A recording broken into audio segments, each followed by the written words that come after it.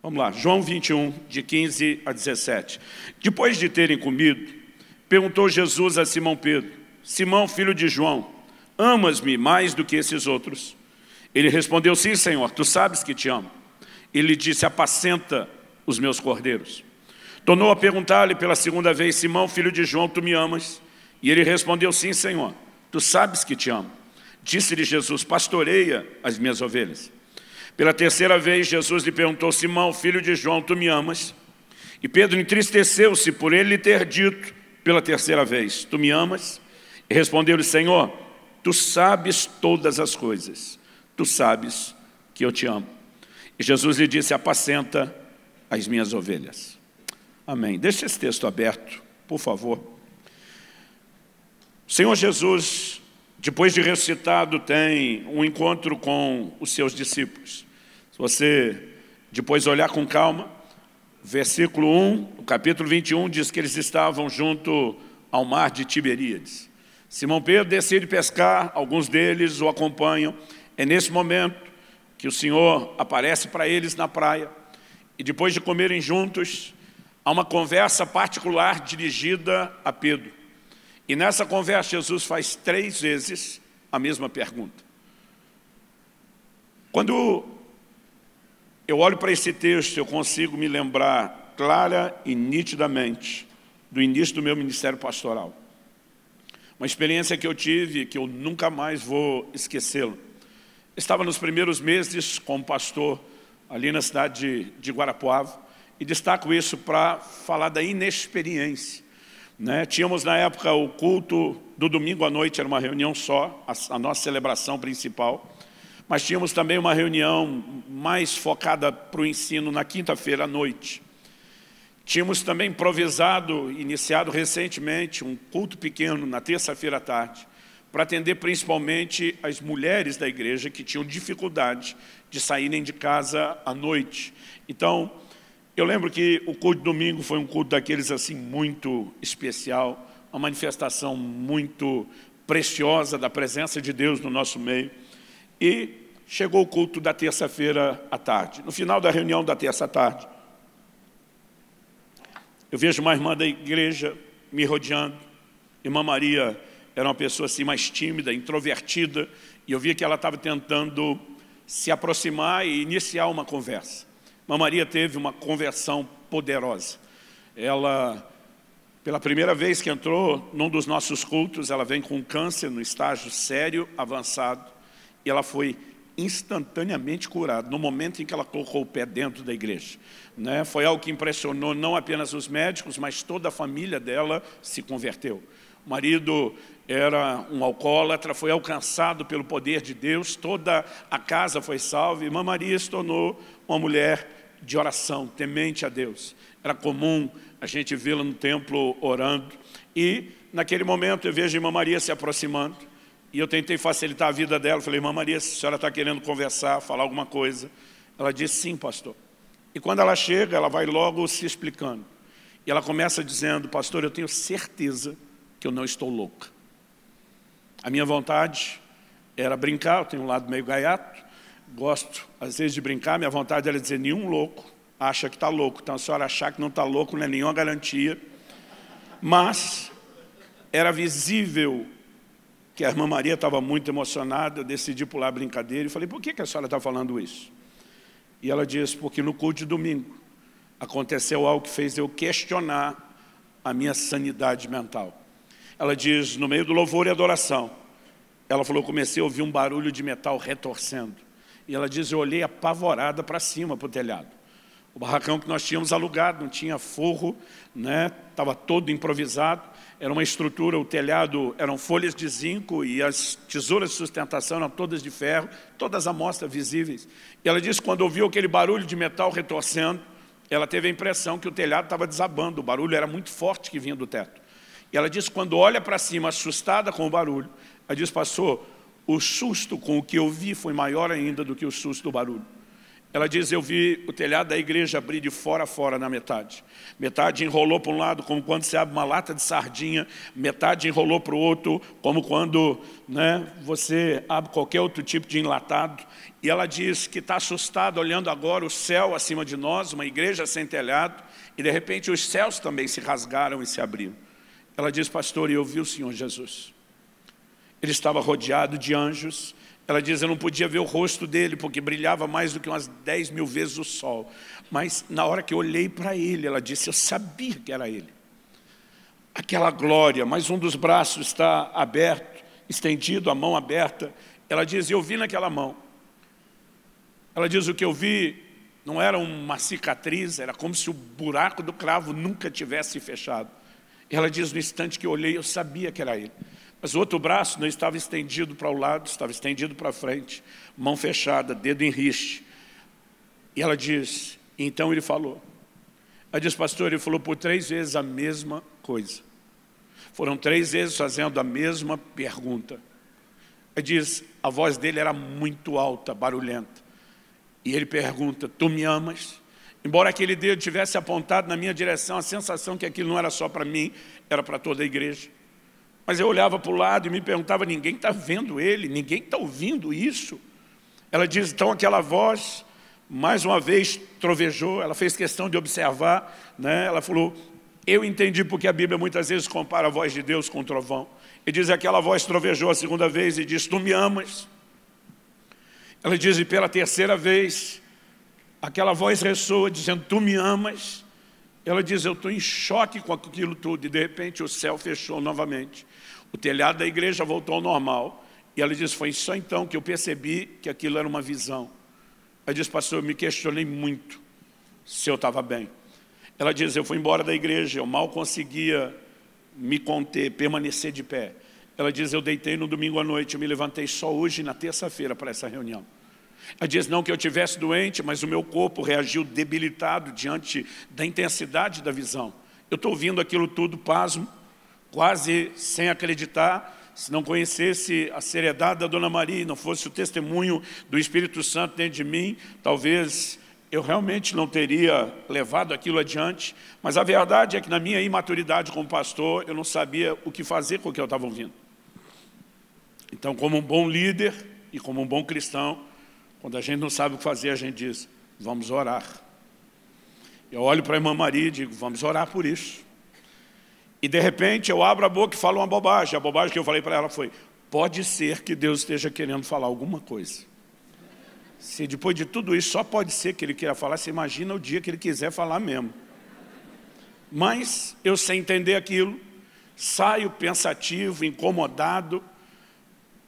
E bom, terminou-se a terça-feira, passou a quarta, eu ainda estou meditando, orando a respeito daquilo. Chega quinta-feira. Eu na época ainda era solteiro e dividia um apartamento com outro pastor da equipe também solteiro. E nós dois fomos fazer uma visita no horário nobre, que é o almoço. Aquilo era uma forma de cuidar do rebanho e garantir a sobrevivência ao mesmo tempo. Então tínhamos uma família, como várias outras, de gente muito querida, que normalmente dizia, pastor, quando quiser passar, né, e almoçar com a gente, vai ser uma alegria recebê-los. Não vai ser um almoço em troca de atendimento, de oração, pode chegar correndo, come, levanta, vai embora. E aquele dia eu e o Luiz dissemos, vamos passar na casa de fulano, porque ele mandou uma mensagem que estaria assando uma carne, ele era bom naquilo. E lá fomos nós. Chegamos sem nenhuma pretensão de ter uma visita pastoral, nada do gênero. Apenas me lembro quando sentamos à mesa, a família era o marido, a esposa e 2 filhas, e eu percebi que a filha mais nova, a Tássia, ela não estava sentada na mesa. Ela tinha 7 para 8 anos de idade na época. Eu pergunto, cadê a Tássia? A mãe disse, não, não vem almoçar, ela está no quarto. Primeira dedução que cheguei, falei, está doente? A mãe falou, não. Ela, na verdade, não foi na escola hoje, mas não é porque está doente. Ela teve um sonho que mexeu muito com ela. E desde a hora que acordou, tudo que essa menina faz é orar e chorar. A gente, uma criança de 7 para 8 anos, não querer ir na escola, eu entendo. Mas não querer ir para a escola e ficar trancado no quarto, orando e chorando, desde a hora que acordou, a ponto de não querer almoçar, não me diga que é comum. Eu, curioso, pergunto para aquela mãe, o que foi que ela sonhou, que mexeu tanto com ela? A mãe disse, olha, toda vez que ela fala no assunto, ela chora.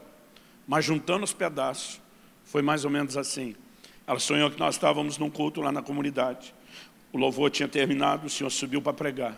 E quando o senhor subiu para pregar, o telhado da igreja se abriu de fora a fora. E eu pensei, vai começar tudo de novo. Ela diz, ela olha para cima e ela vê o Senhor Jesus descendo. E o Senhor Jesus se pôs em pé ao seu lado no palco. Ele sorriu para você de forma meiga, gentil, te abraçou e disse assim, Luciano, pode sentar, que quem vai pregar hoje aqui sou eu. Eu lembro que ainda tirei uma onda, falei, que ela ficou tão emocionada que não sou eu que vou pregar? Aí a mãe falou assim, pastor, o que emocionou ela não é nenhum outro detalhe a não ser o olhar do Senhor Jesus. O tempo todo ela diz, mãe, nem no mundo inteiro tem tanto amor como eu vi naquele olho, naqueles olhos. E ela diz, pastor, isso não é um sonho comum, não é uma experiência qualquer. Eu estou ouvindo aquilo e atônito não só pela similaridade com o que aconteceu, né, alguns dias antes, mas porque o Espírito Santo me pegou por dentro de uma forma que eu não consigo te explicar ou te descrever. Eu fiquei perturbado com aquilo, a ponto de comer, engolir aquilo depressa, me mandar o mais rápido que eu pude para casa. Eu só lembro ter passado pela porta do apartamento que eu morava, me joguei no chão da sala ali, e eu comecei a chorar, e eu lembro que ele dizia, Senhor, o que é que está acontecendo? Todo mundo resolveu ver Jesus essa semana. Não é algo comum. Eu vou completar 26 anos de ministério pastoral. Eu nunca vi isso acontecer antes e nem depois. E de repente eu estou ali dizendo, Senhor, esse sonho mexeu muito comigo. Eu imagino que não é literal. Imagino que o Senhor não vai vir pessoalmente pregar na nossa igreja. Caso o Senhor está pensando isso, me confirma aí que eu vou chamar a imprensa. Eu vou ficar do seu lado. Nós vamos fazer o maior sucesso. Na verdade, eu vou pegar uma carona no seu sucesso. Mas eu falei para o Senhor, eu entendo que não é isso, mas eu não consigo entender qual o simbolismo. E de repente o Espírito Santo falou e disse, é claro que o sonho não é literal e simbólico. Eu falei, mas qual o significado da mensagem? E de repente ele diz, eu estou tentando falar com a minha igreja desde domingo e vocês não me permitem. E na hora eu lembrei do sonho da irmã Maria. Ele disse, o culto de domingo já passou, o da terça já passou, e eu não quero que o da quinta passe, sem que a minha mensagem seja comunicada à igreja. Eu já tinha uma outra mensagem preparada, ele disse, você pode falar isso qualquer outra quinta-feira. Nessa é a minha palavra, é a minha mensagem. Eu naquela hora falei, está descartada a minha, só preciso saber qual é a sua. E o Espírito Santo falou, qual é o único texto da Bíblia que contém as 3 perguntas que a irmã Maria me ouviu fazer? E foi então que eu vim para João 21, o texto que nós lemos. E eu estou aqui para pregar não a visão da irmã Maria e nem o sonho da taça. Eu estou aqui para compartilhar a palavra de Deus, mas eu quero que você entenda o contexto em que isso veio à tona. Talvez um dos assuntos que mais produziu marcas na minha vida com Deus, não só no meu ministério, foi o que Deus falou comigo nesse dia a partir desse texto. E de repente eu comecei a ler, reler, chorar, tomar nota das coisas que eu estava entendendo e falando. Mas eu confesso que aquele dia foi uma jornada, o início de uma jornada de descoberta, de um assunto para lá de importante. Muitas vezes nós não paramos para avaliar a importância de alguns assuntos, mas o tema dessa conversa de Jesus com Pedro é a respeito de amor por ele. As 3 perguntas, tu me amas? É obviamente o tipo de discussão de um assunto que não pode ser classificado como um assunto qualquer. Porque quando lá no Evangelho de Marcos perguntaram para Jesus, o registro está lá em Marcos 12, de 28 a 30, qual é o maior de todos os mandamentos? Essa palavra maior pode ser traduzida como primeiro, principal. Deram a Jesus a difícil tarefa de torcer a Bíblia toda, a escritura da época, e tirar um mandamento que se sobressaísse em relação a todos os demais. E Jesus nem titubeou. Quando fizeram a pergunta qual é o maior de todos os mandamentos, ele de bate-pronto diz, amarás ao Senhor teu Deus de todo o teu coração, com toda a tua alma, com todo o teu entendimento, com todas as tuas forças. Amar a Deus é um assunto da mais alta importância. Mas naquele dia o Espírito Santo fala ao meu coração e diz, se esse é o maior mandamento, por que é que se fala tão pouco a respeito disso na minha igreja? E de repente eu começo a pensar, os pregadores não estão mesmo fazendo um bom trabalho. Porque eu nunca lembrava, não conseguia lembrar de nunca ter ouvido algum pregador ter abordado o tema de amor por Jesus. Às vezes no meio do sermão existia uma menção do texto de Apocalipse, de voltar ao primeiro amor. Mas desenvolver o assunto, não lembrava de nunca ter ouvido ninguém. E como disse Jesus, é mais fácil a gente ver o cisco no olho do irmão do que a trave no nosso. Então primeiro eu estou julgando os outros pregadores. Mas o Espírito Santo falou comigo, e você? O que é que nunca pregou a respeito disso? E essa hora eu emudeci porque não tinha resposta nenhuma para dar. Eu comecei a enxergar textos na Bíblia a respeito desse assunto naquele dia, que nunca nas minhas leituras parece que eles apareciam. 1 Coríntios 16, 22. Paulo diz, se alguém não ama ao Senhor Jesus, seja anátema. A palavra anátema, na melhor das hipóteses, deveria ser traduzido como abominável, na pior, maldito. Agora imagina o apóstolo falando ao grupo de irmãos, se alguém de vocês não ama o Senhor Jesus, seja anátema, seja maldito, seja abominável.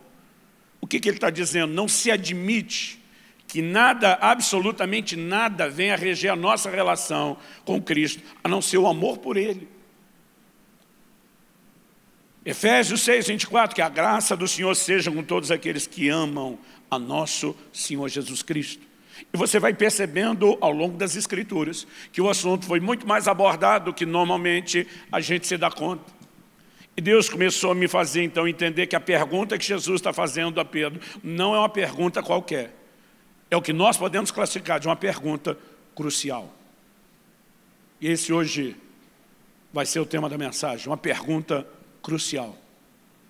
Quando ele pergunta, tu me amas, ele está mexendo naquilo que de mais importante nós podemos destacar na relação com Deus. Agora, Jesus fez 3 perguntas, e embora elas sejam muito parecidas, elas não são iguais. E antes de mostrar no que uma pergunta difere da outra, eu quero que você possa considerar comigo qual o motivo de Jesus estar fazendo essas perguntas a Pedro. Quando chega na terceira pergunta, o versículo 17 diz que Pedro se entristeceu com a terceira pergunta. E ele diz, tu sabes todas as coisas. Em outras palavras, é como se Pedro dissesse, não estou entendendo por que é que o Senhor está me perguntando uma resposta que o Senhor já sabe melhor do que eu. O que me leva à conclusão de que Jesus não está perguntando para Pedro porque ele não saiba a resposta será dada. Ele está perguntando algo a Pedro porque Pedro tem que saber a resposta para a pergunta que está sendo feita. Uma das formas de entendermos isso é olhando então a distinção só na primeira pergunta. Jesus coloca aqui um adicional que não tem nas outras. Pedro, tu me amas mais do que esses outros? Qual o propósito de Jesus perguntar se Pedro o amava mais do que os outros? Qual a intenção disso? Com certeza não era provocar nenhum tipo de campeonato de disputa de amor. Em um outro momento, quando os discípulos começam a medir força, quem deles era o maior? Jesus precisa dar uma enquadrada boa neles e mostrar que esse não era o espírito que eles deveriam ter. Então, não faz sentido Jesus agora tentar provocar o tipo de sentimento de quem ama mais do que o outro. Então, se Jesus não está tentando promover uma competição, qual o motivo da pergunta? Pedro, você me ama mais do que os outros? É só você voltar alguns capítulos no Evangelho de João e você vai ver que o Pedro tinha dito para Jesus que o amava mais do que os seus irmãos. Na última ceia, o registro está lá no capítulo 13 do Evangelho de João. Jesus, num determinado momento, diz, um de vocês vai me trair. Quando Jesus diz, um de vocês vai me trair, cada um daqueles discípulos começa a fazer perguntas. Porventura sou eu? O que é que está por trás dessa pergunta repetida por vários dos discípulos? O reconhecimento, por parte da maioria deles, de que eles eram candidatos potenciais a dar aquela mancada. O senhor já está sabendo o que vai acontecer. É comigo? Ao outro lado, vai ser comigo? Sou eu que vou dar a mancada? Eles vão perguntando. Na verdade, você vai ver em Pedro uma pergunta completamente diferente. Na verdade, Pedro não pergunta a Jesus, porventura sou eu. Pedro faz uma pergunta para João, que está coladinho no Senhor Jesus. E o Evangelho diz que ele fala para João, pergunta quem é. Esse pergunta quem é, para mim, Pedro está dizendo para João, eu boto a mão no fogo por mim e por você, por nenhum dos outros 10. Descobre logo quem é o cara. Mesmo que ele não se veja como candidato a fazer aquilo, ele está doido para saber quem que seria a pessoa. Nesse momento, Pedro olha para Jesus, em vez de perguntar só porventura sou eu, ele diz, Senhor, por ti eu daria a minha vida. O que é que Pedro está dizendo? É ruim que eu vou trair você. Eu morreria pelo Senhor. E nesse momento Jesus dá uma encarada messiânica em Pedro. Ele diz, você morreria por mim, Pedro? Morreria. Ele diz, Pedro, ainda essa noite, tipo, não vai nem demorar. Antes que o galo cante, você vai me negar 3 vezes. Pedro, não, de modo nenhum, vai. E você conhece a história. Pedro, na verdade, negou o Senhor aquelas 3 vezes. E agora Jesus, depois de ressuscitado, aparece para ele na praia, olha nos olhos de Pedro e pergunta, você me ama mais do que esses outros? O que é que Jesus está perguntando? Jesus está checando, você ainda acha que é o cara? Porque a atitude de Pedro era, qualquer um desses pode fazer, eu não, eu morro. Eu brinco que Pedro tinha aquele comportamento que eu resolvi apelidar de o Speed Romário. Para a nova geração, a gente tem que explicar. Há muito tempo atrás, quando a gente não perdia de 7-1 em Copas, a Copa de 94, quando ganhamos o tetracampeonato, a gente por pouco não classificou, a Seleção Brasileira de Futebol quase não classificou. Mas tivemos um atacante, figura histórica no Brasil, Romário, que classificou a seleção. Se não me engano, no jogo contra o Uruguai, que vencemos por 2-0. Naquele dia, Romário virou herói nacional. Aí deu entrevista em cadeia nacional de televisão. E nessa entrevista, Romário disse, quando ele nasceu, Deus olhou para ele e disse, esse é o cara. O que eu espio de Romário? É quando o cara acha que é o cara? Não, é quando o cara acha que até Deus acha que ele é o cara. Esse é o mais alto nível de ser o cara. Então Pedro está com o espírito de Romário, ou Romário estava com o espírito de Pedro, não sei, mas ele está num ponto que ele acha que é o cara, e que ele acha, que Jesus acha que ele é o cara, mas Jesus diz, Pedro, não vai demorar muito tempo para você descobrir que você não é tudo que acha que é. Agora Jesus encontra o Pedro, diz aí, Pedro, você ainda é o cara? Você me ama mais do que esses outros? A pergunta que Jesus faz também tem um jogo de palavras. A gente não poderia fazer a doutrina baseada só nisso, mas se João escreve esse uso desse jogo de palavras intencional ou não, nós não sabemos. Até porque João está registrando isso no grego e a conversa de Jesus com Pedro não foi nessa língua. Mas é possível que esse jogo de palavras fortaleça uma ideia que já está presente, que o propósito da pergunta é conduzir Pedro a uma autoavaliação. Então Jesus, quando pergunta, Pedro, tu me amas? A palavra ali traduzida, tu me amas, agapau, uma derivação de ágape, fala do amor perfeito, sacrificial. Mas Pedro responde com outra palavra. Ele responde, tu sabes que eu te amo, filéu. Filéu é amor de amigo, de irmão. Mas muitas vezes, na comparação com agapau, seria quase como se perguntar, você me ama? E Pedro respondeu, eu gosto de você. Na primeira publicação, quando só tínhamos o Novo Testamento, da Nova Versão Internacional aqui no Brasil, nesse ano, em 94, eu lembro que consultei esse material, e esse texto estava traduzido assim na época, na NVI, hoje já não está mais. Pedro, tu me amas? E a resposta é, tu sabes que eu gosto de você. Agora imagina a moça perguntando para o rapaz, namorado, noivo, benzinho, você me ama? E ele responde, te considero muito. Não é a pergunta que ela está fazendo, muito menos a resposta que ela quer ouvir. Mas de alguma forma, eu entendo que Jesus está perguntando para Pedro, não só, você me ama, sim ou não? E aí, quanto você me ama? Você me ama mais do que todo mundo mesmo?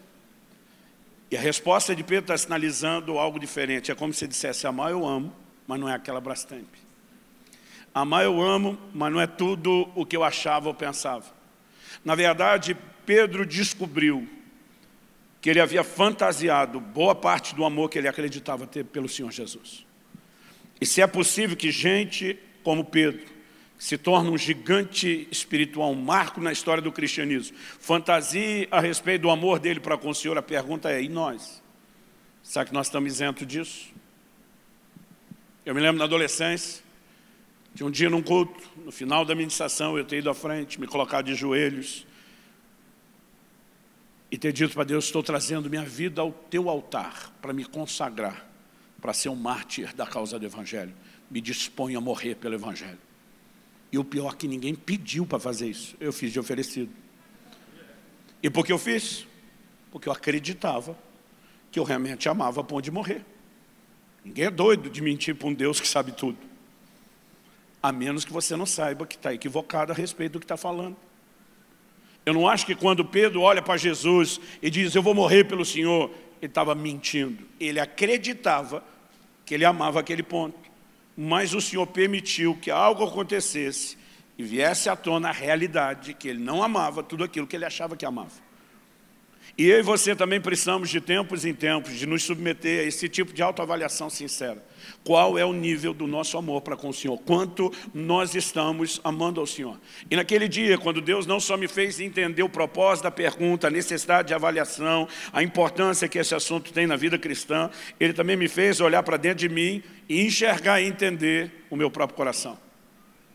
E pela primeira vez, eu descobri que eu não tinha dentro de mim, pelo Senhor, tudo aquilo que eu achava que tinha. Eu fiquei chocado. Eu chorei muito naquela tarde. Eu lembro que a sensação que eu tinha, enquanto eu tomava nota das coisas que Deus estava falando, eu estava só no primeiro ponto, a sensação que eu tinha, que eu não ia sobreviver até o final da mensagem. Mas a segunda coisa que Deus me falou, me fez parar de chorar e me encheu de ânimo, e me encheu de gás. Eu entendo que quando Pedro se entristece com a terceira pergunta, porque nesse jogo de palavras, Jesus insiste, segunda pergunta. Na segunda, Jesus já não pergunta, me ama mais do que o outro, mas ele insiste, tu me amas agapau? Pedro insiste, tu sabes que eu te amo, filéu. Na terceira pergunta, Jesus muda. Jesus, que não conseguiu trazer Pedro para o nível de amor que ele está discutindo, ele desce para o de Pedro e diz, Pedro, tu me amas, filéu. E a terceira pergunta para mim é mais ou menos quem diz, é só isso mesmo que você tem? É nesse momento que Pedro se entristece. É nesse momento que ele diz, tu sabes todas as coisas, o que é que eu entendo nas entrelinhas? Que é como se ele estivesse falando, lá atrás, quando eu achava que era o cara, o Senhor já sabia que não. Lá atrás, quando eu achava que amava a ponto de morrer, o Senhor já sabia que não. Então, não adianta eu tentar te dar algo diferente da verdade. O Senhor sabe todas as coisas. Amar eu amo, mas não é isso tudo. Eu te amo, filéu. E Pedro está triste com a constatação do lugar onde ele chegou. Mas é nesse momento que Jesus vai sinalizar para Pedro. Esse é o segundo ponto que eu quero destacar. Que o nosso amor pode crescer. Porque a pergunta a ser feita é por que Deus quer que a gente avalie e descubra onde nós estamos, qual o nível, a dimensão, a intensidade do nosso amor por Ele. Não é apenas para nos condenar por não estarmos onde deveríamos, mas talvez para nos fazer entender para onde eu e você precisamos, então, começar a nos mover a partir desse momento. O brasileiro, de uma forma geral, assim como a maioria dos latinos, é muito passional, é muito emotivo. E a gente tem muita dificuldade com o confronto. Porque normalmente, num confronto, a gente lê uma reprovação da pessoa e não da atitude. Eu acho que é por isso que no livro do Apocalipse o Senhor tem que falar. Tens a seu favor isso, isso, isso, mas eu tenho contra ti. Mas também tem a seu favor, Deus tem que lembrar, não é pessoal. Mas daria para melhorar esse seu comportamento nessa área. E naquele momento, eu comecei a entender que o propósito de Jesus com Pedro e com cada um de nós não é mero e simplesmente recriminar aqueles de nós que não o amamos de todo o coração. Porque o que Ele espera de nós é amor total, gente. É nada menos do que isso. Amar de todo o coração, com toda a alma, com todo o entendimento, com todas as forças.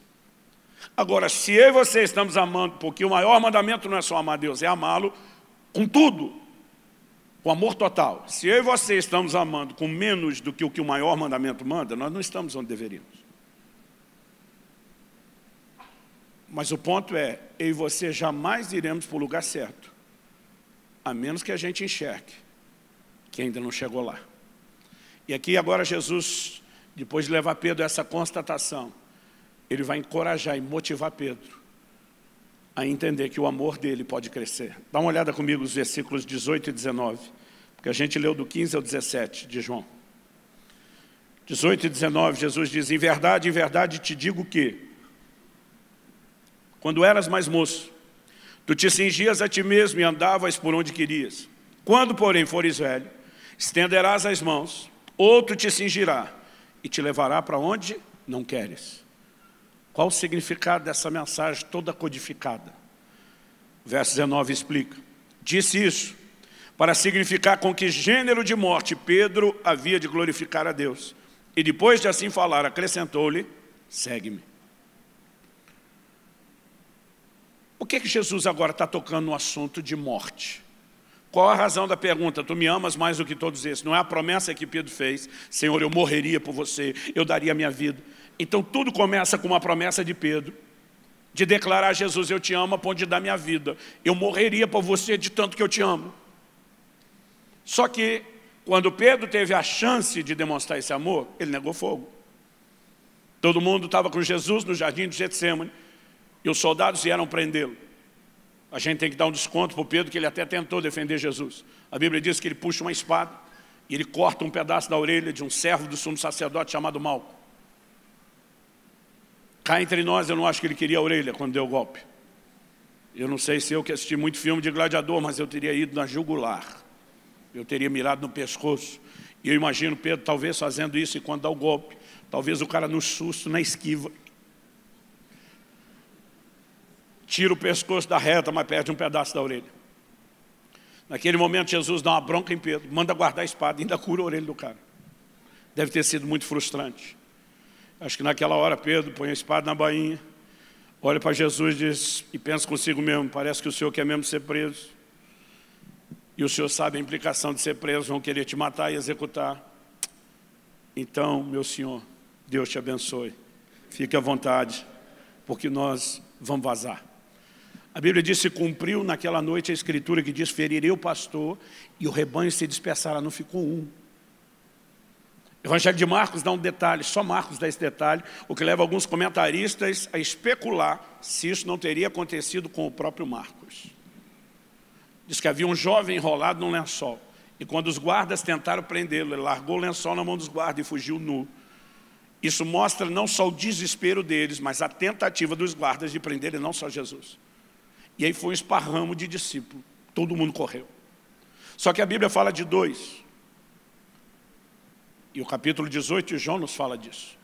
Pedro e o outro discípulo, a forma como João fala de si o tempo todo. Eles vão seguindo Jesus de longe. O que significa isso de longe? Se tentar pegar nós, corremos de novo. Se não tentar, nós vamos vendo o que é que vai ser da situação, o que é que vai dar. Então eles percebem que Jesus é levado ao Sinédrio, onde seria preso e julgado antes de ser entregue a Pilatos para o julgamento final. E a Bíblia diz que João era conhecido do sumo sacerdote. Está lá no Evangelho de João.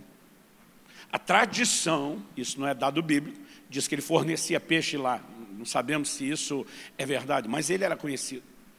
E é por João ser conhecido que vai fazer sentido a pergunta que a criada que está no portão faz quando os dois chegam. A criada olha para o Pedro e diz: você também é discípulo dele. Dele quem? Do preso. Porque ela bateu o olho em João e diz: esse nós conhecemos, esse nós sabemos que é. E você também? E é essa hora que o Pedro diz: eu não. Se tiver qualquer treta é só com ele. Eu estou fora, tem nada a ver com ele. Ele nega o Senhor uma segunda vez. E o Evangelho de Marcos, que foi escrito debaixo da tutela de Pedro, é o único que dá o detalhe, que na terceira vez que Pedro nega, a Bíblia diz que ele praguejou, soltou imprecações. Pedro xingou alguém. Ou ele xinga a pessoa que está perguntando, ou ele chega ao ponto de xingar o Senhor para tentar garantir que ele não tem nada a ver e não é discípulo, porque um discípulo jamais trataria dessa forma o seu mestre. E Pedro, depois de ter negado essas 3 vezes, ouve o galo cantar. Esse é o momento que ele chora amargamente. Esse é o momento, talvez ele tenha aquele tipo de sentimento que a maioria de nós já teve diante de algum tropeço. Eu sou uma fraude. E esse choro amargo indica não apenas um arrependimento, mas um sentimento de perda gigantesco.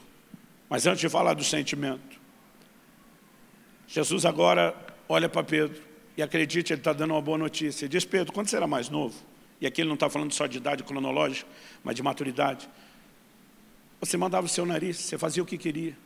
Quando você for mais velho, vão te levar para onde você não quer. Não será necessariamente só as suas escolhas. A diferença é que com a maturidade você vai se submeter. Então deixa eu te dizer, Pedro, o que vai acontecer quando você for mais velho, não agora. Você vai estender as mãos. E o verso 19 diz: disse isso para significar com que gênero de morte Pedro havia de glorificar Deus. Do que é que Jesus está falando? Estenderás as mãos, olhe para cá. Morte por crucificação. O Império Romano crucificou incontáveis milhares de pessoas. Quando era criança, eu achava que só Jesus e os 2 bandidos foram crucificados. Demorou para eu descobrir que era uma forma de execução muito comum para prisioneiros, para criminosos. E Jesus está dizendo: Pedro, na primeira oportunidade que você teve para mostrar que amava a mim a ponto de morrer, você negou fogo. Mas deixa eu te dar uma boa notícia, Pedro. Eu vou te dar uma segunda chance. Você vai ter uma nova oportunidade, não já, porque você ainda não está pronto. Mas quando essa oportunidade chegar, você não vai relutar, você não vai fugir, você não vai me negar. A gente às vezes assusta atrás da notícia da morte. A boa notícia não é mera e simplesmente a morte. A boa notícia é que Jesus está dizendo: eu conheço o seu futuro e o seu amor terá crescido a ponto de você não negar-se a morrer por amor a mim. A tradição diz que Pedro não apenas foi crucificado, mas quando chegou o momento da sua crucificação, ele teria pedido que o crucificassem de cabeça para baixo, dizendo: eu não sou digno de morrer como meu Senhor. Eu acho essa declaração de Jesus extraordinária. Jesus está diante de um cara que tropeçou. Você consegue imaginar a crise de Pedro agora encarando Jesus? Um Pedro que primeiro voltou a pescar, coisa que ele tinha largado para ser discípulo de Jesus. Segundo, eu imagino que Pedro está se sentindo totalmente cortado da seleção, daquele time, excluído, não apenas pelo seu erro, mas pela lógica por trás daquilo que ele fez. Em Marcos 16, quando os anjos aparecem para as mulheres no túmulo vazio de Jesus para anunciar a ressurreição, a mensagem dada pelo anjo é: ide dizer aos discípulos e a Pedro que ele vá adiante de vós. Pedro é o único mencionado por nome. Por que Pedro é o único mencionado por nome? Porque nessa altura do campeonato, provavelmente Pedro já não sente uma parte dos discípulos. Se vem uma mensagem genérica, o anjo apareceu, mandou falar para os discípulos, Pedro pensaria: é com todos eles, menos comigo. Mas um anjo manda dizer: diga aos discípulos e a Pedro. O tempo todo você tem um Pedro que está se sentindo fora, cortado, e você tem um Jesus que está dizendo: eu não desisti de você. No fim do versículo 19, a Bíblia diz que depois de Jesus dar a notícia de que Pedro um dia estaria pronto para morrer por ele, ele diz: segue-me. Quando foi que Jesus falou isso para Pedro? No primeiro encontro. É como se estivesse dizendo: eu não mudei de ideia, Pedro. Porque quando eu olho para você, eu não olho apenas o fracasso, o tropeço do seu passado, eu não olho apenas a limitação do seu presente, a falta de amor, eu olho onde você vai chegar, Pedro. Eu vejo um Pedro que vai me amar com o mais alto nível de amor sacrificial e que um dia vai cumprir aquilo que me prometeu naquela última ceia. E a beleza de relacionar com Deus, que olha para mim e para você, enxergando não apenas os fracassos do passado e não só as limitações do presente, mas o nosso potencial do futuro, é algo fantástico. Pensa em alguém que acredita em mim e você é Deus. Deus acredita em você mais do que sua mãe. Aleluia. Que mãe é um caso à parte, mas Deus consegue exceder. Eu li uma vez uma história, nunca esqueci, de uma mãe que foi assistir o filho desfilar na parada militar. E o camarada conseguiu a façanha de, no começo ao fim, marchar no compasso errado da tropa. Quando todo mundo erguia a perna esquerda, ele erguia a direita e ele vai fazendo o negócio invertido do começo ao fim. Diz que a televisão conseguiu acompanhar o pobre coitado do início ao fim. Não sei como, localizaram a mãe e foram entrevistá-la. Como a senhora se sentiu vendo seu filho marchando no compasso errado da tropa? A mãe, como uma boa mãe, diz: meu filho não fez nada errado, quem estava errado era o resto da tropa. A diferença é que mãe, às vezes se faz de cega para algumas coisas. E Deus não está agindo de forma irracional. Ele está dizendo, Pedro, eu escolho não olhar a falha do passado. Eu escolho não prestar atenção na limitação do presente. Eu escolho valorizar aonde você vai chegar no futuro. Isso me faz lembrar aquele texto que Isaías profetiza, e ele é aplicado a respeito do Messias, que diz, ele não esmagará a cana quebrada e não apagará o pavio que fumega. A parte de apagar o pavio eu até consegui entender, mas esmagar a cana quebrada, eu nunca entendi isso. Até que eu me mudei para o Paraná. Quando eu comecei a pastorear, o irmão da igreja um dia me diz o seguinte, pastor, quando o senhor tiver um tempinho, eu quero te levar a conhecer o que é a lavoura, o que é o plantio. O senhor vai ter que lidar muito com essa nova realidade. O senhor cresceu na selva de pedra lá do estado de São Paulo. E o senhor precisa entender esse contexto e essa cultura para os anos que o senhor vai estar pastoreando aqui. Além de que, de qualquer forma, já seria algo interessante. E eu lembro quando me organizei e achei um sábado para acompanhá-lo. E ele falou, eu vou fazer o meu trabalho e vou te explicando tudo que eu faço, como funciona. Né? Ele falou, hoje o senhor vai andar de colheitadeira, vai andar na caminhonete, vai andar no meio do campo, eu quero te mostrar tudo, como funciona. E aí nós estamos andando no meio de uma plantação de trigo. O trigo ainda está verde, mas já está alto. E eu estou agoniado, porque a gente já estava pelo menos uma meia hora atropelando trigo. Ele com aquela caminhonete, andando no meio do campo, passando por cima de trigo. E eu fico olhando pelo retrovisor e vendo que onde a caminhonete passa, tem 2 rastros de trigo no chão. E aquele negócio vai me incomodando, incomodando, e chega uma hora, eu não aguentei, transbordei minha ignorância. Eu falei, você faz isso todo dia? Ele falou, todo dia, chega a fazer isso por 4 horas, examinando, avaliando como está. Eu falei, daqui a pouco não tem mais trigo, você vai atropelar tudo. Ele começou a rir e parou a caminhonete. Ele falou, pastor, desce. Falei, por quê? Perdi a carona pelo comentário. Ele falou, não, quero te mostrar algo, desce.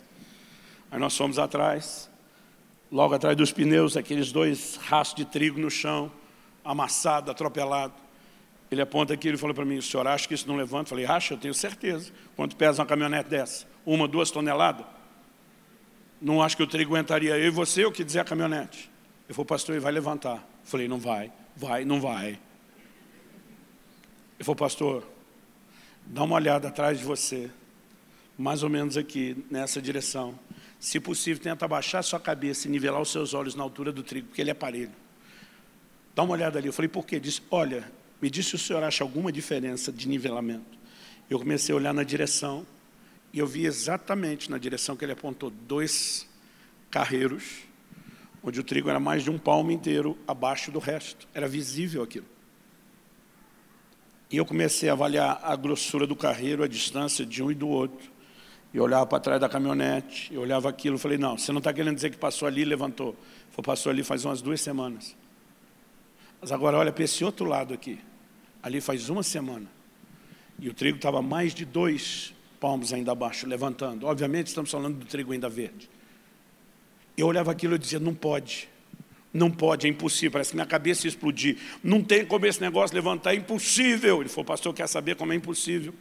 Aí ele pega, ajoelha, ele diz, impossível se fizer isso. Com o dedo, ele pega um daqueles talos de trigo. E onde o caule, ou a cana, quebrou, ele pega e esmaga a cana que está quebrada. E a hora que ele começa a esmagar com o dedo, falou, pronto, esse não levanta mais. Agora é impossível. Ele diz, nessa fase em que o trigo está, se a cana, se o caule quebrado não for esmagado, ele regenera. E nesse momento, pela primeira vez, eu entendi a profecia. Ele não esmagará a cana quebrada. Ele está dizendo, não importa o que foi que te atropelou, o que passou por cima de você, o que te quebrou nessa caminhada, eu não vou roubar de você a esperança de se reerguer. Assim como enquanto o pavio está fumegando, tem chance dele reacender. Deus está dizendo, eu não vou roubar de nenhum de vocês a esperança de se reerguer. Nós precisamos entender um Deus que está olhando para falhas e tropeços da minha e da sua parte, não só disposto a perdoar, mas dizendo, eu acredito que você pode se levantar, eu acredito que você pode se reerguer, eu acredito que você pode crescer, eu acredito que você pode ir além. E o propósito dele, ao fazer Pedro entender onde estava no nível do seu amor, era descobrir o quanto falta, para que ele se empenhe, então, a buscar esse alvo. Quem está entendendo, diga amém. Em terceiro e último lugar, e aqui a gente vai terminar. Em primeiro lugar, falamos da autoavaliação sincera. Em segundo lugar, que esse amor pode crescer. Mas a terceira lição que eu entendi aquele dia é que o amor não se expressa só em palavras. Isso é bíblico. Em 1 João 3,18, a Bíblia diz: amados, amemos não de palavra, nem de língua, outra versão diz nem de boca, mas de fato e de verdade. Só falar que ama não é suficiente. De acordo com a Bíblia, nós precisamos expressar isso também por meio de ações. Nossas ações devem fazer coro com as nossas palavras. Não estou dizendo que não se expressa amor por meio de palavra, mas que não pode ser algo só verbal, que não seja acompanhado de ações que façam coro com aquilo que nós declaramos. As coisas mudaram bastante nesses 25 anos, desde que Deus falou comigo. Hoje nós temos muitas canções que declaram amor pelo Senhor, paixão por Ele. Mas nós não podemos acreditar que ser parte de um povo ou de uma igreja que se rotule apaixonado pelo Senhor é apenas porque a gente diz que ama. Em cada uma das 3 vezes que Jesus pergunta a Pedro: você me ama? Senhor, amar eu amo, ainda não é aquela Brastemp, não é aquelas coisas. Jesus diz: mas tudo bem, você vai chegar lá. O que é que Jesus fala depois de cada uma das 3 perguntas? Apacenta as minhas ovelhas. Apacenta as minhas ovelhas. Apacenta as minhas ovelhas. Em outras palavras, ele está dizendo: Pedro, se você me ama, então ame aqueles que eu amo. Se você me ama, expresse o amor não só com declarações verbais e promessas. Decida trabalhar. Eu não vou esquecer o que eu ouvi de Deus naquele dia: quem ama, trabalha. Essa revelação entrou dentro do meu coração como nunca antes. E eu decidi fazer da minha vida, há 25 anos atrás, uma declaração contínua de amor a Deus. Não apenas com o que eu falo para Ele nas minhas orações, não apenas com aquilo que nós cantamos quando estamos em adoração, mas com serviço. Nós somos parte de uma geração onde há uma mudança de comportamento muito grande. Quando era garoto, a disposição de trabalhar e servir das pessoas era gigantescamente maior do que hoje. O problema de muitos naquela época é que a gente tinha até que parar e dizer: faz menos, dá espaço para outro. Todo mundo tem que trabalhar e servir. Mas hoje em dia a gente vive com uma geração que tem a mentalidade de consumo. A maioria vem para relacionar-se com a vida da igreja. E aqui é apenas um reflexo do que a gente pensa e acredita na vida cristã. Apenas com a mentalidade de usufruir. Apenas com a mentalidade de receber. Ainda que a Bíblia diz que mais bem-aventurada coisa é dar do que receber. A maioria de nós é focada na motivação egoísta. Eu estou aqui para receber. E é bom que me deem do bom e do melhor. E aí você começa a perceber a dificuldade de uns. Já falei isso aqui outro dia, alguém falou: pastor, eu já vou no culto de domingo, por que eu tenho que ir na célula na semana? Eu falei: domingo você vem receber, na célula a gente espera que você vá para dar. E aí que a empolgação some. Porque quem é regido por essa mentalidade egoísta de consumo não consegue entender a importância do serviço.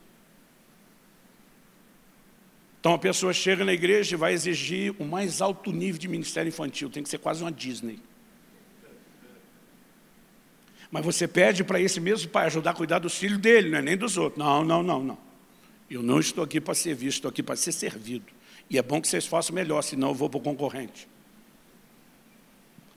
Esse tipo de mentalidade se manifesta em quase todas as áreas. No início da igreja, quando estávamos ainda no outro prédio, no final de um culto, um dia, um irmão teve a infelicidade de me fazer um comentário. Chegou para mim e falou: não gostei dessa música cantaram hoje. E eu não aguentei, tive um momento carnal, que o pastor tem dessas às vezes também. Olhei na cara dele e falei: por acaso foi para você que nós cantamos a música? Porque agora a adoração não é mais para Deus, gente. É para agradar o cliente, o consumidor.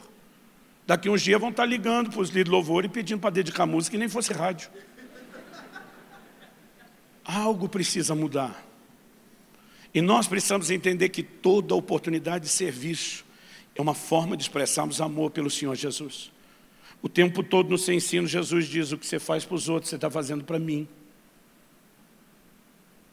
Nós precisamos entender isso. Julgamento das nações, de Mateus 25, diz de um momento onde alguns vão estar diante dele, ele vai dizer: eu tive fome, vocês me deram de comer, eu tive sede, vocês me deram de beber, eu estive preso, eu estive enfermo, vocês me visitaram, eu estive nu, vocês me vestiram. Até eles vão estar surpresos, diz: quando foi mesmo que nós fizemos isso pelo Senhor, que nem nós estamos lembrando? Jesus diz: cada vez que vocês fizeram por um desses pequeninos, vocês fizeram por mim. Nós precisamos entender que quando servimos ao rebanho dele, ele entende que nós estamos fazendo para ele. Eu não consigo imaginar alguém chegar para mim e dizer: pastor, eu te amo, te considero, te respeito, e ver essa pessoa com descaso com a minha família. Eu vou olhar e dizer: se me amasse, não trataria minha família dessa forma. Mas nós estamos tentando convencer Deus que a gente ama, quando a gente o tempo todo com as nossas ações está dizendo para ele que a família dele não vale nada. Se é um lugar onde eu e você precisamos focar a atenção, de onde vamos despejar amor, é na área de trabalho e serviço. Eu acho que esse terceiro ponto é uma espécie de termômetro lá para o primeiro. Na hora da autoavaliação, da gente descobrir onde está, é só ver a disposição do trabalho. É um termômetro para o segundo, na hora de avaliar se o amor está crescendo, nós precisamos perguntar: eu tenho me disposto a trabalhar e a servir? A gente não pode, estar dizendo ser uma igreja que ama o Senhor e ter que viver mendigando por voluntário para cada área de serviço da igreja. E as pessoas acreditarem que então ganhar pessoas para Jesus e cuidar delas é um peso, é uma coisa árdua. Qualquer outra motivação que alguém tenha para o trabalho, ela vai sumir. É só uma questão de tempo. Eu acredito que a única motivação duradoura é se nós fazemos isso por amor ao Senhor. Então deixa eu te dar alguns exemplos. Uma pessoa que trabalha só para ser reconhecida, o dia que ela parar de ser reconhecida, ela para de trabalhar. Pastor, é errado reconhecer? Não. Deus trabalha com reconhecimento. A gente deveria se inspirar nele. E quando deixamos de reconhecer, nós estamos falhando. Mas quando alguém para porque deixaram de reconhecer, é evidente que ela não estava fazendo pelo Senhor, ela estava fazendo só pelo reconhecimento. Há outras coisas que podem nos motivar, principalmente quando são novidades, mas que depois, ao longo do tempo, elas desaparecem. Eu era ainda adolescente, os profetas me pegavam onde eu ia e começavam a falar de como seria um dia meu ministério. Vai chegar o dia em que você vai ficar cruzando os céus dessa nação, de avião de um lado para o outro, o tempo todo. Eu nunca tinha andado nem de teco-teco. Imaginava-se um dia andar de balão, desses dirigível. Era até difícil acreditar. Eu nunca mais julguei a Sara quando riu da profecia, porque tem coisa que dá vontade de rir. Mas às vezes, a insistência daquelas palavras proféticas começava a me fazer imaginar como é que vai ser. Essa semana, eu ministrei segunda em Fortaleza, terça em Niterói, quarta em Belo Horizonte, quinta e sexta em Aracaju, sábado de novo em Belo Horizonte, em São Paulo, para dormir aqui. Mas quando eu ficava tentando imaginar esse desenho, era algo difícil. Mas ao mesmo tempo, para quem cresceu numa estrutura muito simples de vida, trazia na minha cabeça uma ideia de um certo glamour. Eu me lembro a primeira vez que eu viajei de avião, em 1994. E quem viaja a primeira vez, ele dá na cara. Eu tirava foto até do bagageiro, de tudo. Puxava o cartãozinho foto. E eu fiquei impressionado. Primeiro com o aeroporto, eu dizia, bem mais limpinho que a rodoviária. Depois com o avião. E a gente tem umas coisas bestas. Porque às vezes a gente avalia, mensura importância por coisa que faz e vive, isso tem nada a ver. Mas eu me achei até mais importante, andei de avião. Uau! Pensa num negócio que no início eu me empolgava. Tá certo que eu achava a taxa de embarque cara. Às vezes eu ia no banheiro sem vontade para gastar a taxa. Mas eu empolgava. Pensa numa coisa hoje, irmão, que eu não aguento mais. É check-in, aeroporto. É andar de avião para lá e para cá. Especialmente quando começa a falar aquelas vozes que anunciam no alto-falante. Voo 3, 7, 8, 4. Favor dirigir-se ao portão 8. Eu, quando ouço aquilo, me dá vontade de gritar, fala direito! O dia um irmão estava comigo, falou, pastor, é gravado. Eu falei, eu sei, mas podia gravar direito. Ficou me olhando sem entender. Eu falei, cara, tu não tem noção quantas vezes já ouvi isso nos últimos anos. Por que eu estou falando isso? Porque aquilo que pode ser algo que te empolgue no início, não te empolga mais depois. Quando vira comum, perde a graça. A primeira vez que eu fiquei no hotel, gente, foi na Barra da Tijuca, no Rio de Janeiro. A barra nem era essa barra toda hoje, mas já era uma barrinha de respeito. Eu cresci numa estrutura de vida financeira e materialmente falando muito simples. Chuveiro lá de casa, eram 3 fiozinhos assim, ó, que depois de 2 minutos no banho, papai estava batendo na porta, dizendo, vamos agilizar, está gastando. Às vezes a gente dizia, a energia está desligada, o banho é frio, mas está gastando a água. E não era avareza, é porque o negócio estava feio mesmo, apertado.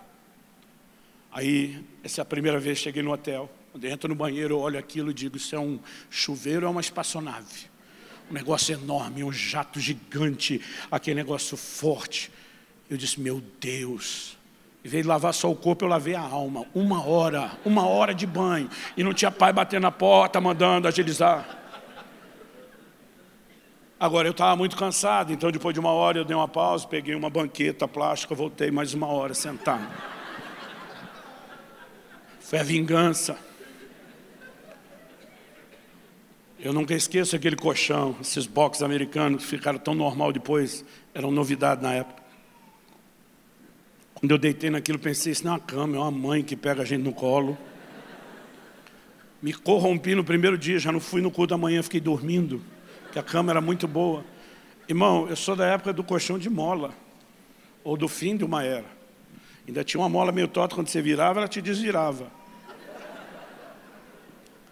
Aí eu estou empolgado com aquilo. Aí eu vou tomar o café da manhã. Eu tinha ganho o hotel, mas a hora que saísse, irmão, não tinha mais dinheiro para comer. Eu e um outro amigo, nós dormimos a primeira noite dentro de um ônibus para estar no evento. A gente ia dormir a segunda na rodoviária, porque não tinha dinheiro. O dinheiro que a gente tinha para comer um cachorro quente de dia, a gente já tinha ofertado na primeira noite. E Deus bondoso, para não deixar nós dormindo na rodoviária do Rio de Janeiro, enviou um anjo que pagou um hotel para nós. Eu nunca tinha entrado num hotel. A gente fazia essas loucuras, porque queria crescer em Deus. Aí quando eu vi aquele café da manhã, foi café da manhã, almoço e janta, eu comia até o umbigo virar para fora. Eu fiquei deslumbrado.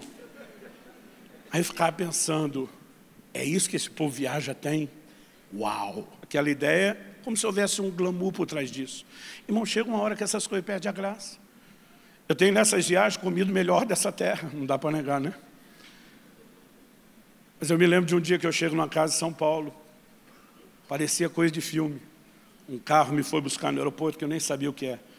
O motorista dirigiu o carro, ele na frente, eu no banco de trás, o cara com um cap na cabeça. Eu estava me achando. Aí o carro chega, abre a porta para eu descer, carregam minhas malas. Quando eu chego na porta, marido e mulher, os donos da casa, me esperando, com 2 empregadas uniformizadas do lado deles. E olhando aquilo tudo, primeira coisa que você pensa, estão me trollando. Estão aprontando uma, depois você descobre que é verdade. Aí quando eu chego, o dono da casa diz, quero te dar as boas-vindas ao nosso lar. Ele olha para mim e diz, pastor, enquanto o senhor estiver debaixo do meu teto, o que desejar a sua alma, essas 2 cozinheiras foram contratadas em tempo integral para servir o senhor. Eu olhei e falei, sério? Ele falou, não estou falando só de qualquer culinária do Brasil, estou falando de qualquer culinária do mundo, o que sua alma desejar. Eu nem esperei, falei, posso escolher o cardápio de amanhã já? Aí diz, pode. Aí eu olho para uma das empregadas e pergunto para ela, a senhora vai anotar ou guardar de cabeça? Pode falar assim, a mulher era tão fina, a empregada, que eu tinha vergonha de falar com ela. Ela disse, pode falar, senhor. Eu falei, bom, para o almoço de amanhã eu vou querer arroz, feijão e ovo. Quando eu falei ovo, ela regalou os olhos. O dono da casa olhou para mim e falou, o senhor não está entendendo. Eu falei, não, acho que o senhor não está entendendo.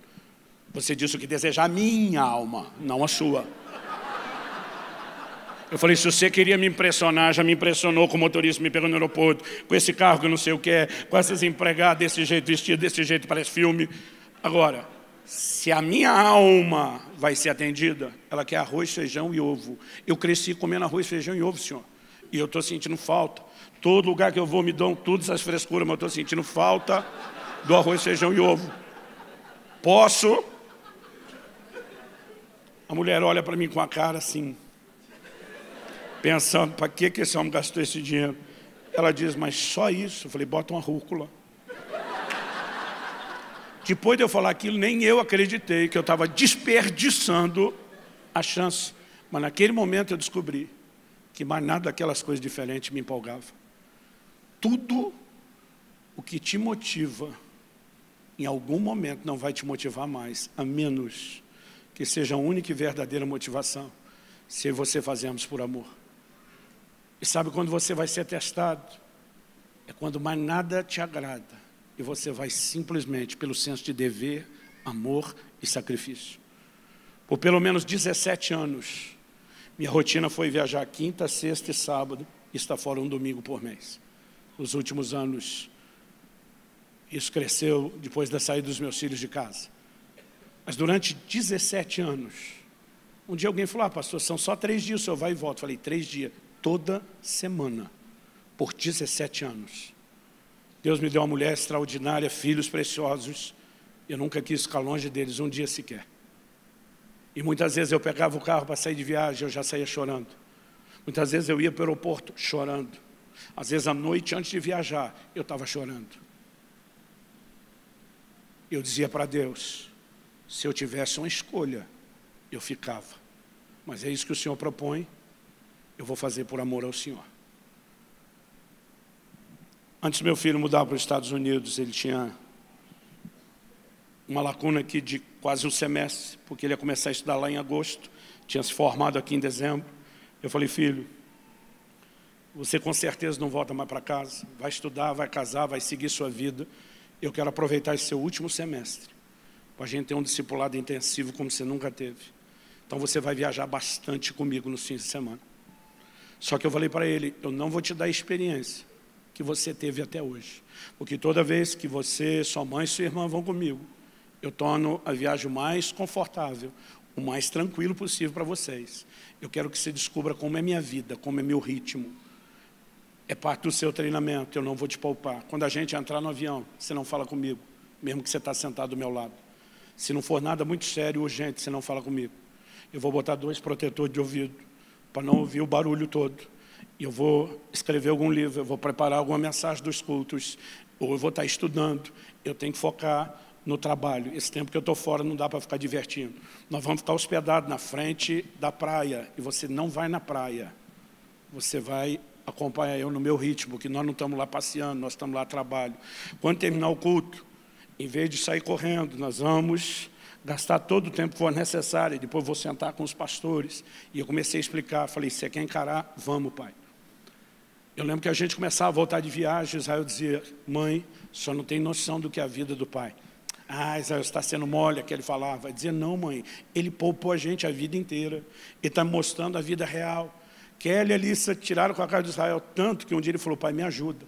Dá uma experiência dessa para elas verem o que é bom. Eu falei, eu acho que tem razão, eu acho que elas merecem saber como é isso. Eu lembro que depois de 2 viagens que nós fizemos juntos naquele ritmo, Kelly olhou para mim e falou assim, eu nunca soube que esse era o seu ritmo. Israel dizia, mãe, eu tenho 18 anos de idade, eu nem prego, eu não aguento acompanhar o pai. E a pergunta que meu filho me fez várias vezes, pai, de onde você tira força? Não consigo entender. As noites que o senhor vira de madrugada, né? Muitas vezes a falta de sono, a correria, o ritmo, quantas vezes, de onde você tira força? Porque uma coisa é olhar uma semana, ele falou, o senhor está fazendo isso uma vida inteira. Eu falei, filho, que bom que você fez a pergunta. Porque eu espero que ela te ajude o resto da vida. Eu falei, eu entendi, no início de 94, que a maior forma de expressarmos amor pelo Senhor é com o nosso serviço. Tudo aquilo que Ele me propõe para fazer em termos de trabalho, para mim é uma forma de declarar o meu amor por Ele. Então, às vezes, quando eu penso em deixar vocês, eu começo a chorar. Mas quando eu lembro para quem e por que eu estou fazendo, eu digo, vale a pena, e eu vou continuar. Cada vez, nesses 17 anos, que o coração da gente é apertado, eu falei para ele, eu tenho que lembrar por que eu estou fazendo isso. porque é fácil a gente esquecer. Aliás, alguns meses depois que Deus me falou isso, em 94, eu estava apenas alguns meses pastoreando, eu já desisti, queria encerrar minha carreira pastoral. Por causa de uns 2, 3 grupinhos de tribulosos, apelidei de tribulosos, que eles queriam tribulação o tempo todo, eu queria desistir do pastorado de uma igreja inteira. Entrei um dia em casa, peguei, abri minha mala, comecei a encher com as minhas roupas. Falei para Deus, vou-me embora, para mim chega, deu. E o Espírito Santo falou comigo. Eu não quero parecer, porque a gente conta aqui, parece que ouve o Espírito Santo falando toda hora. Irmão, tem hora que eu quero ouvir ele, ele não fala. Tem hora que eu não quero ouvir, ele fala. Esse dia eu não queria ouvi-lo. Eu estava arrumando minha mala, eu estava com raiva. E ele me perguntou, você não ama esse povo? Para sacrificar por eles? Eu falei, não amo não. Que eu amava, deu para vir até aqui, deu para sacrificar até aqui. Daqui para vir, não amo mais, não sacrifico mais. Chega. Continuei fazendo a mala, silêncio, daqui a pouco ele diz, você me ama? Eu falei, o senhor sim. Eles não, vamos separar as coisas. O que eu não sabia é que eu estava mordendo uma isca. Ele me disse, então se você me ama, desfaça essa mala. Se você não consegue ficar por amor a eles, eu espero que no mínimo você faça isso por amor a mim. Eu dei minha vida por cada um deles, eu não vou desistir deles. E minha vontade era dizer para ele, apelou, hein? Agora, quantas vezes você acha que rolou o clima com a mala ao longo dos anos? Será que eu olhava para a mala olhava para mim? Aí eu lembrava ele dizendo, é por amor a mim. Se nós entendemos o que é amar o Senhor e o que é expressar isso, nós vamos ser um povo disposto a servir. Nós vamos expressar o nosso amor por meio de trabalho. Quem está entendendo, diga amém.